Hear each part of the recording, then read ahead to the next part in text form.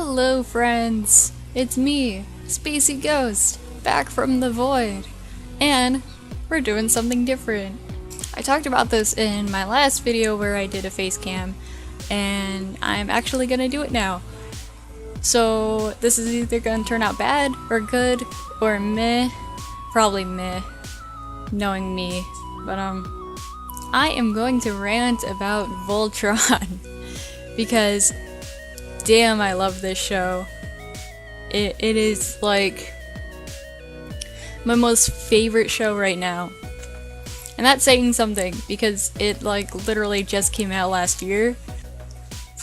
Before I get into the theories, I just want to say some things about myself. Well, not myself personally. When I was little, I grew up on Power Rangers, and from like Mighty Morphin to NSPD or whatever, I watched. So Voltron really hits me deep into like the nostalgia in that case. I was never a fan of Voltron back when it was on or whatever because I wasn't alive then. Super Sentai, like that is my shit. Like teenagers with like different personalities that have this bond that they can't break, and they happen to be color coded and stuff. That's my jam. That's my jam, friends. With Voltron, like every character is like the coolest character. Like even the Gaura, they have like different personalities. They're not just like this evil race thing, even though a lot of them are evil. Even the evil ones are like so good. Like they have their reasons. I can't pick a favorite. Even Slav. Slav is a new one from season 2, and at first I didn't like Slav. Like once Slav got into the Castle of Lions or so, like I fell in love with him. Like I might be the only one. If you haven't seen Voltron and you like space and you like friendship, and I guess in a way if you like furries, like watch Voltron. Okay, so now I'm going into headcanon time.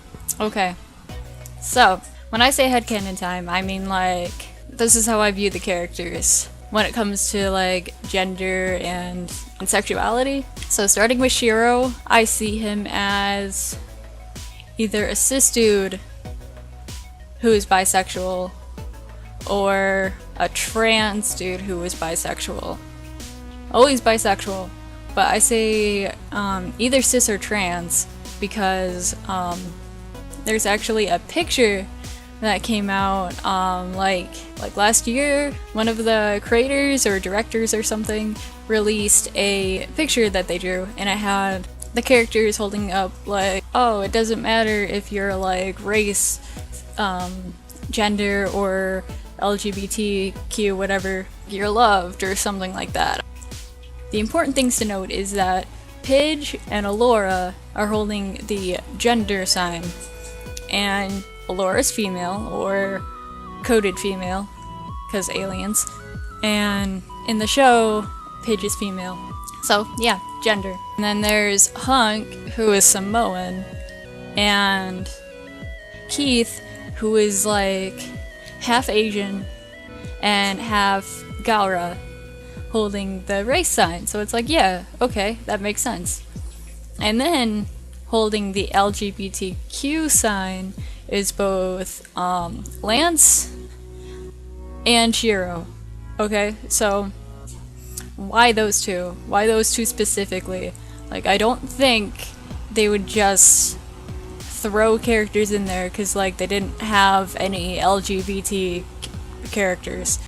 Now, a lot of people are like, oh, Lance is bi, and like, Shiro's just there to support him, and I'm like, no, that is that is some bullshit in my opinion, okay? I'm all for Lance being bi, but why can't Shiro be bi in like canon, or going to be canon? Or like, if they're going the route like, oh, Lance is already bi, so we need like some other like minority, I guess. I'm sorry if I'm using the wrong word. But, like, then, yeah, trans Shiro. Like, there's no evidence against that. I don't remember if we've seen him shirtless, but even then, that is my main standpoint for trans Shiro. But in the meantime, I still headcanon him as, like, bisexual. And Lance, as I mentioned earlier, a lot of people think of him as bisexual, and yeah, I agree. Bisexual cis dude. Hunk, cis and pan romantic. Keith is my gay boy. Like, I feel like there's, like, out of all of the characters, like, it doesn't matter if what I think about Shiro is wrong. It doesn't matter if, like, I mean, it's gonna suck if Lance ends up being straight, but, like, of all the characters to be gay, please let it be Keith. He's too much. I don't know how to explain it, I just get so many vibes from him. For Pidge, I have two different headcanons. In the show specifically, asexual trans girl or non-binary, because that seems to be the direction they go at it. Honestly, it feels like they're being like, oh, Pidge was disguised as a boy, but, like, was actually a girl all this time. Like, that feels like kind of a shitty cop-out. Just have Pidge be trans and explain that as trans. And the way they code Pidge feels like trans feels. So, like, it's like, just say it. Like, it's 2017. Like, trans people exist, even as children. Oh, and when it comes to Allura, I headcanon her as, like, either gender fluid or bigender, because of shapeshifting and stuff. Kinda like Xavian from The Runaways, which is a good comic, by the way. You should read it. Okay, so, now we're getting into theories. Here are some things I thought of for Season 3 that I'm really excited for and I'm really hopeful for. The first one is about Keith's mom.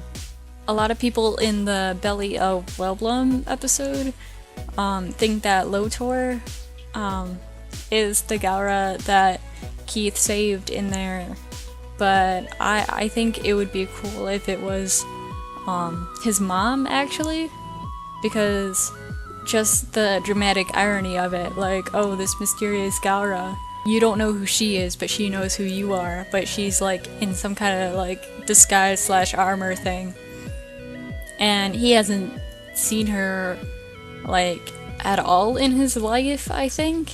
I don't even know if she would even recognize him as an adult. So yeah, that's something to think about. Also, the Gaura anatomy, I guess, seemed pretty female to me.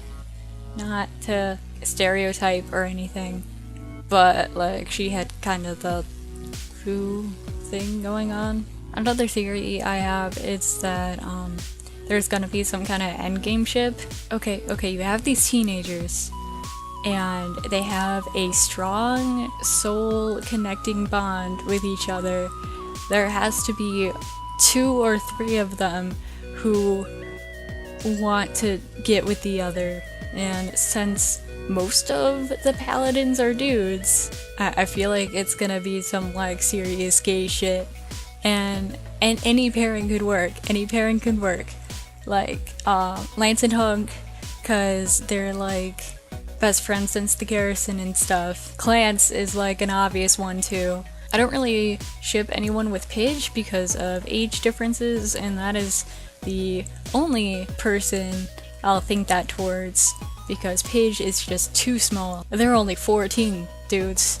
Keith and Shiro. Side note about Keith and Shiro. There is something going on with them too. Like, something. There's not even subtext, it's just text, but without the text, if you know what I mean. Like, they're either brothers, which I totally support because Shiro looks almost exactly like he could be related to Keith's dad. Keith could have just been like a lonely boy at the garrison. They were like together, like Shiro and Keith actually had a romantic past in the past. But when it comes to specifically Shiro and Keith, I try and keep a short distance away from it, because as much as they would be aesthetically pleasing together, they might go a total Star Wars route on it and make them siblings, or half siblings. I also really like Hunk and Keith together. Like, they're good. Like, yeah, Keith and Lance, there's a million reasons why they could be on Game Ship, but Hunk is the only one that can make Keith like fully open up within just like seconds of knowing each other, and I think that's awesome. Last couple of theories that kind of tie in together. Just either yesterday or like early today, because like right now I'm doing this at 3 a.m. because I got so excited. Today they released like this picture of Shiro and Matt. Now, last time we saw Shiro, he was like gone. He was like fucking gone. And I'm just like, oh, he's like inside Black Lion somehow or something. Or like, oh, he fused with Zarkon in some kind of weird, fucked up way. Shiro's alive. Like we know Shiro's alive now, and he's like not in the Lion, he's not in Zarkon.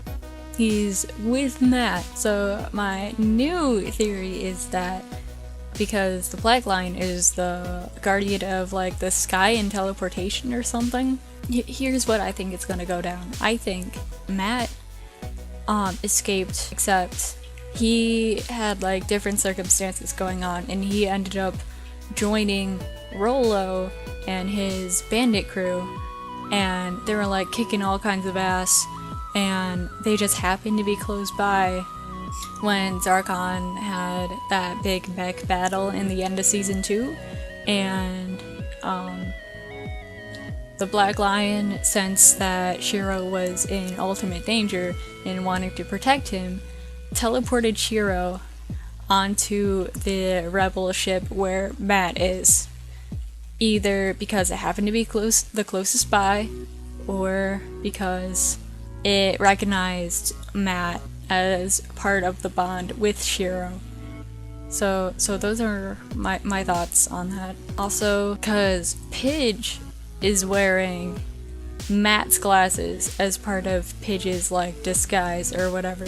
Now Matt is going to come back and join people. He doesn't have his glasses. My theory, obviously, is that he's just gonna like say, fuck it, yo, alien experimentation. That's totally still a thing that could have fixed his eyesight somehow. Well, anyways, this was either a really huge mistake, or it's a fun thing that I'm gonna keep bringing on in the future, cause I'm a really quiet person, but when it comes to certain fandoms and stuff, like, I cannot stop talking about it. Hopefully you guys enjoyed. If not, then whatever. So I'll see you guys sometime in the future. Bye!